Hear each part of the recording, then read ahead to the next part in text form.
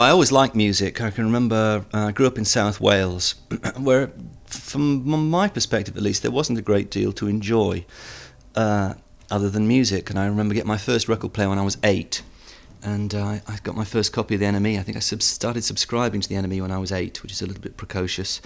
So music was always important to me, and it wasn't until I was an art student. I went to Leeds to do fine art. And while I was there, the Sex Pistols, the Clash, the Damned and the Heartbreakers came and played one evening. And that was really it. That was the sort of call to arms. I don't think there was anyone, actually. There probably was about 1,000 people in the audience.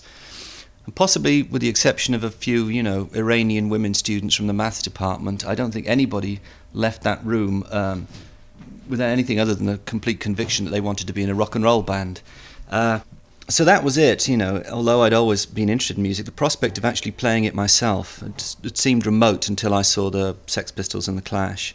And then I was also interested in the whole politics of do-it-yourself recording. I mean, it suddenly, you know, the secret was out. You actually could book your own studio time, and it didn't necessarily have to cost very much, and you could ring up a record pressing plant and do it yourself. And that was very liberating. That was really where it started. And so then I remember we did one... a little 3-track EP which we recorded in an afternoon while we were students, and sent it to John Peel, who played it and offered us a session on the strength of it. And then we came down to London and hooked up with Rough Trade Records, and I was kind of looking back then, I think I was going to go on and do a sort of master's thing in contemporary cultural studies, but I got waylaid by this sort of prank that was making records. I can remember we got offered a gig at the same time. We only had these 3 songs that I'd written, so we played each one of them twice.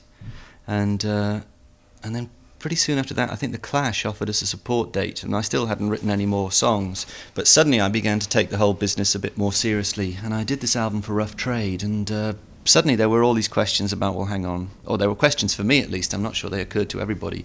You know, what does this all mean?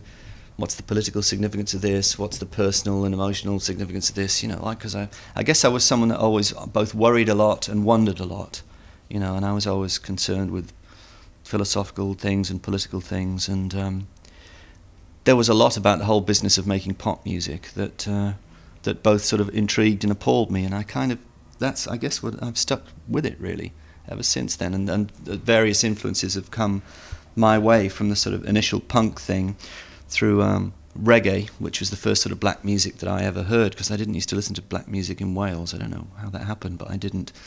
And after reggae, it was like American R&B, and a whole bunch of influences then finally got admitted and, you know, came into play, because I was a fairly avid consumer of lots of different types of music all my life.